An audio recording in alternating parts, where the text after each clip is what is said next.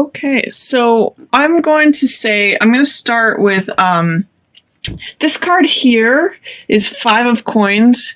It normally means poverty mentality, or feeling at a loss for something, or feeling left out in the cold. This man is representing someone who's been injured, or is a beggar, or is in poverty, and is just feeling great loss. One of the lessons of this card is that there's always spiritual life that's available to us, even though on a physical plane we may be suffering loss, or feeling unworthiness, or that we don't have anything, or that things aren't available to us.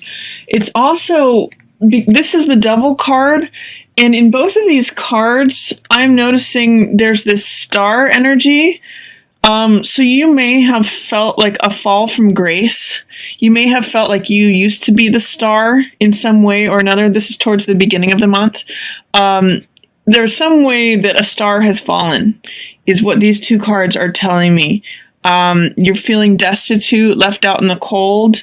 And this Devil card usually means that we're surrendering. Both of these cards really mean that we're placing too much emphasis on the physical world and material side of things rather than the spiritual side of things. The Devil card can mean bondage to our passions, to other people, to addictions. It basically is a card of being stuck and believing in the material world more than the spiritual world. And this Five of Coins echoes that. So if there's a way that your star has fallen, if you've just suffered a major financial loss, or if you have lost some sort of material possession or your status, this is definitely telling me that your perceived status has fallen, or that you didn't get to be where you wanted to be. Something's going on there in terms of loss.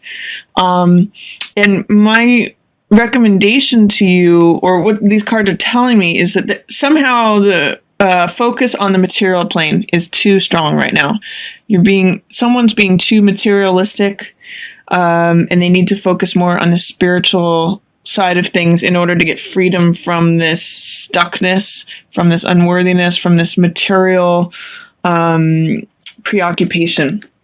And it tells me that there's a bit of some competition going on, and there's a Queen of Rods involved. Now, whether this is you, Libra, or this is someone else, Queen of Rods is very confident, very attractive, very bold, speaks her mind. And Five of Wands or clubs can represent either competition or playfulness. It either represents fighting or playing. So it can be lighthearted, that like it could be a bunch of kids just playing a game, or it's got a lot of Mars, Aries energy to it. So it can mean warfare. So there may be some competition that's going on with this Queen of Rods character that is causing you to feel this loss, or this deprivation, or loss of status. If there's someone new who came into your workplace, or someone new who's entered the scene, or someone that's even well established there, Queen of Rods usually has some sort of authority. There's some sort of conflict or challenge that's going on with her. And I don't know if that's you. This could be inner conflict. If that's representing you, if you identify with Queen of Rods, witty, is able to come back with a quick reply, confident, innovative, does things in her own way, courageous and bold. You either may be fighting with yourself with this internal struggle, or you may be having direct open conflict with someone who represents us, someone in an authority, someone who's kind of on top right now. So I guess with that, see if you could, by focusing less on the material, and not wondering about, does she make more money than me? Does she have more status than me? Or do I have enough status for myself? Or this isn't where I saw myself being at this situation. See if you can let that go and focus more on the spiritual side of things, or look at it as playful or fun. Like, it's all a game. If you can look at it as a game instead of open conflict, that's an opportunity of this card. In the middle of the month, you have the 6 of wands in reverse, that's success and triumph when it's in the upright position. But because it's in reverse, it's saying there may be a little bit of a setback. Six of wands, it's funny. This part of this card is riding high on your horse. And when he's in reverse, it's like he's fallen off of his horse. And there's something that echoes this 5 of coins and this devil card where there's like been a fall from grace or a fall off that high horse. Some sort of, someone's fallen from their position of status or authority or triumph or success. I don't even know if this means loss of a job. Sometimes 5 of coins because coins are financial, this can mean financial loss, so that can be related to a job. And Empress in reverse, normally she represents abundance and vitality and, everything's available to you. She's very full. Because she's in reverse, it may mean that you're feeling this, whatever's going on here, you're feeling like less than, or feeling like not as much as is as available to you as it has been before. And this moon in reverse is telling me that you need to trust the inner feelings that are coming up for you. There's some stuff coming up from your subconscious. That's what this crab or this lobster coming up from the water represents. Moon often represents illusions or things that come up from the subconscious that are trying to work themselves out between the wild side of us, the wolf, and the domesticated side of us, the dog. So like the dog is more willing to be obedient and follow laws and just be more calm and stable, and the wolf is wild and just unpredictable. So what moon means is balancing those two things. When you have feelings come up from the subconscious, letting them out, but you're having a hard time doing that, or something is coming up for you that you're not willing to address, is what moon is telling me. You're not willing to, it kind of almost speaks to this internal battle. With this 5 of clubs, and what it's saying to me is this 4 of swords is saying, take some time out, have some peace. 4 of swords is the soldier who's taking a nap and a rest before he prepares to go back into battle. So 4 of swords says, just shelve it for a while, or see if you can be at peace for a while. And let this stuff bubble up, because you're not really, something's blocking it from coming up. You're actually like fighting this internal battle where you're not letting things come up that want to come up and surface, which is actually, it's healthy to allow those things to come up. And because both of these are night cards, and this is a day card, what's happening during the day, you may need to just spend time like in a peaceful, sort of away from the rest of the world, working this out on your own. You won't be able to necessarily have dialogue about it. This is very internal struggle or solution. So strength being there tells me that you have strength at your disposal. Strength is going to get you through this. And I'm reading this as quiet strength.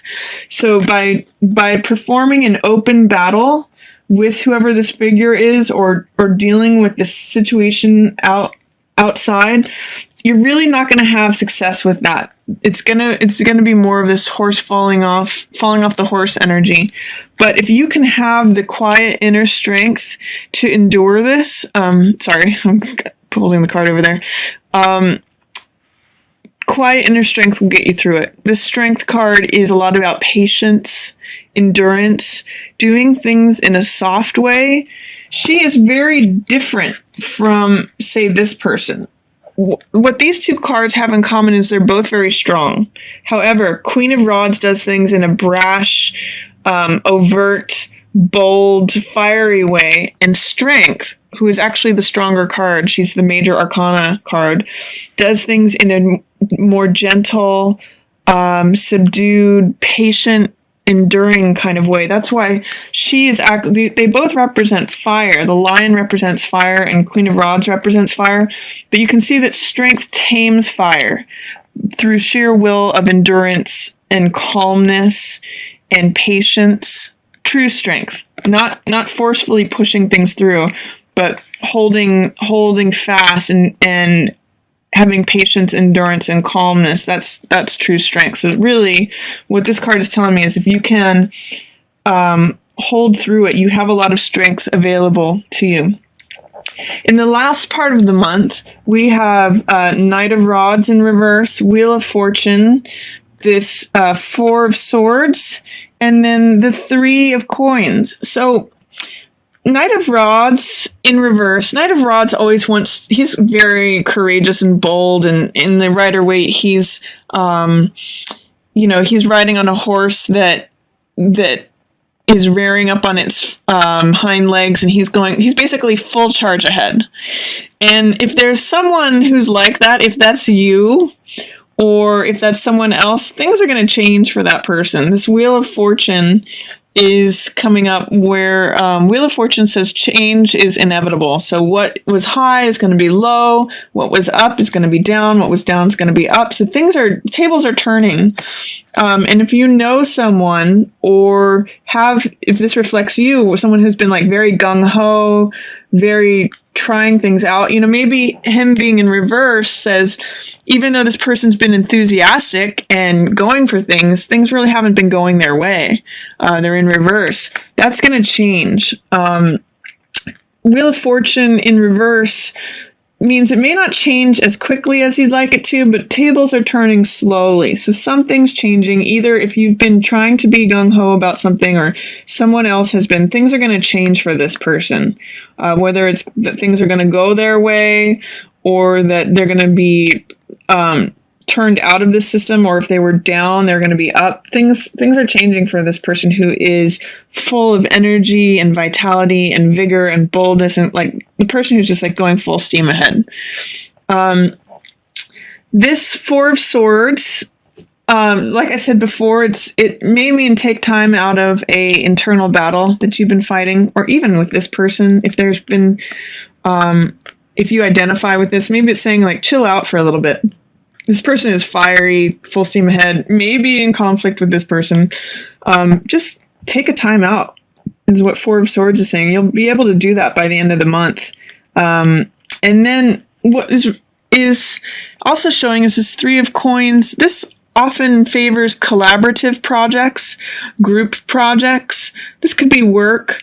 Because it's in reverse, it's saying, there may be an event or group project that you've been trying to work on that's been stalled, or it's just not coming about as quickly as you'd like it to. You may want to just hang in there.